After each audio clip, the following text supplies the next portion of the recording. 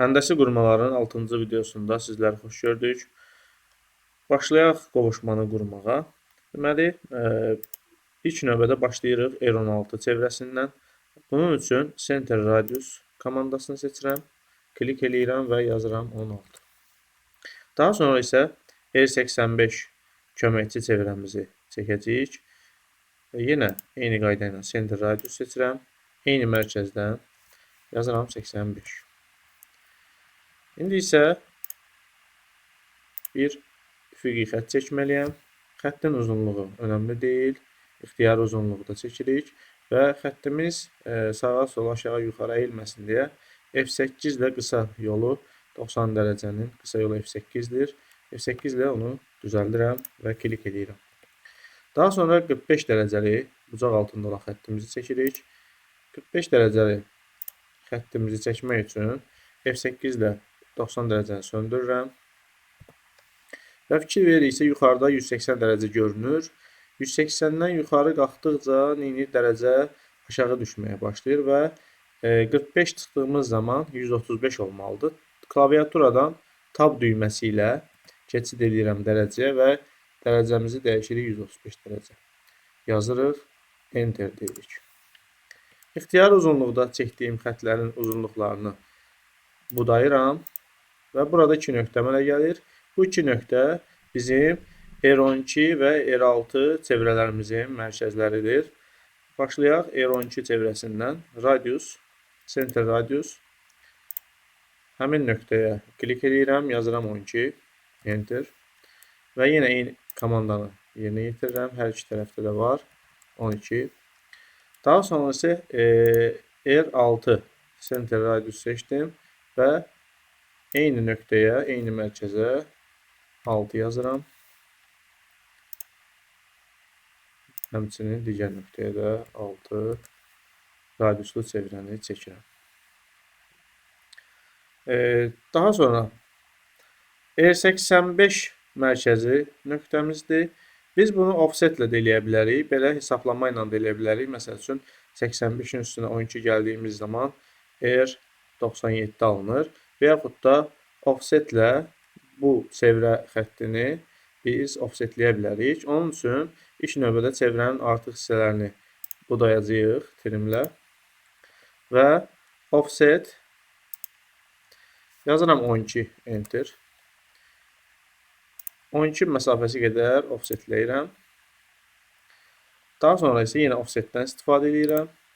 R6 radiusunu 85-in üzərinə gələrək radiusun özünü də çəkə bilərik və yaxud da offsetlə daha qısa şəkildə bu problemi həll edə bilərik.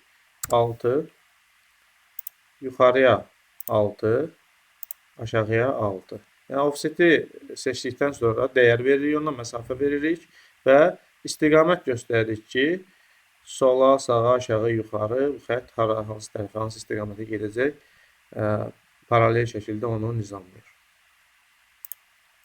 Klik elədim. İndi isə artıqlarımızı silirik trimlə. Trimlə bu artıq hissələri siləcəyəm. Deməli, yaxınlaşdım bu hissəyə, bu hissələri silirəm.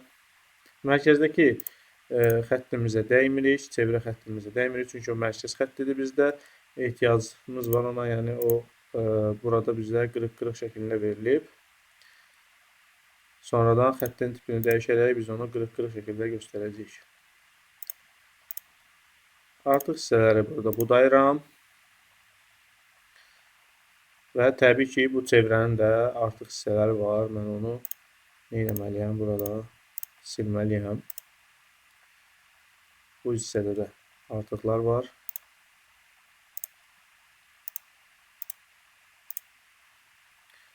Bu şəkildə budayırıq. Daha sonra burada müəyyən bir bucaq altında xəttimiz var. Təbii ki, bu xətt bu R12 radiuslu çevrəyə və R16 radiuslu çevrəyə toxunan birləşdirilib. Line-ı seçirik. Ctrl və muşqanın sağ düyməsi ilə belə bir pəncərə açırıq. Oradan tangenti seçirik. Tangent bir dəfə seçdik. Artıq bir çevrəyə toxunan birləşib. Yenə eyni əməliyyatı icra edirik. Kontrol, sağ düymə, tangent, toxunan şəkildə və ESC deyirik. Komandanı bağlayırıq. Trimlə bu hissənin də artığını silirəm və indi isə R40 xarici qovuşmasını çəkməliyik. Bunu çəkmək üçün biz çevrə hissəsində tangent radius komandasını seçirik. Toxunan, yəni toxunan deyəndə klik edirik üstünə və specify radius of circle yazıb, yəni çevrənin radiusunu istəyir bizdən. 40 yazıram, enter deyirəm.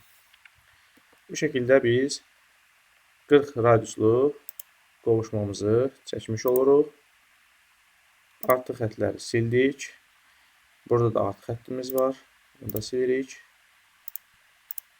Belə. Və bir F16 radiusumuz qalıb burada. F16 deyirsə diametrdir. Diametr eyni mərkəzdə olacaq. R16 ilə yazıram 16 enter. İndi xətlərin tipini deyəcək. Bunlar deməli 45 dərəcə bucaq altında olan xətlər mərkəz xətləridir. Qırıq-qırıq olmalıdır və çevrəmiz qırıq-qırıq olmalıdır. Bunun üçün gəlirik line tipdən. Mən əvvəlcədən seçmişəm. Yeni seçənlər varsa burada AZ deyirik, load deyirik. ISO dash dot, yəni nöqtəli qırıq-qırıq olanı seçəcəyik. ISO dash dot, ISO dash dot buradadır. Bunu seçirik. Və o artıq gəlir, düşür bura. Seçirəm xətləri və buradan xəttin tipini dəyişmiş oluram. Xətlərimizi biraz uzata bilərik. Bunu uzatmaq üçün trimin yanındakı ox işarəsini vururuq. Extend ilə səliqəli şəkildə uzadırıq. Belə. Və təbii ki, bu xəttə uzanmalıdır.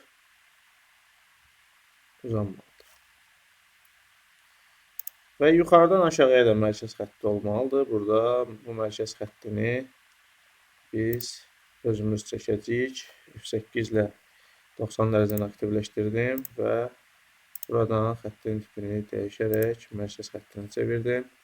İndi keçək xətlərin qalınlaşdırılmasına. Burada da fikir verdiyimiz kimi kontur xətləri qalın xətlərlə göstərilib.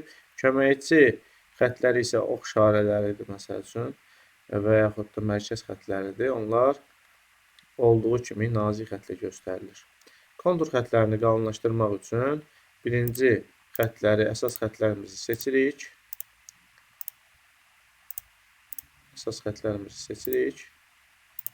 Və buradan line weight'dən gəlirik. 0.5 qalınlığımızı seçirik.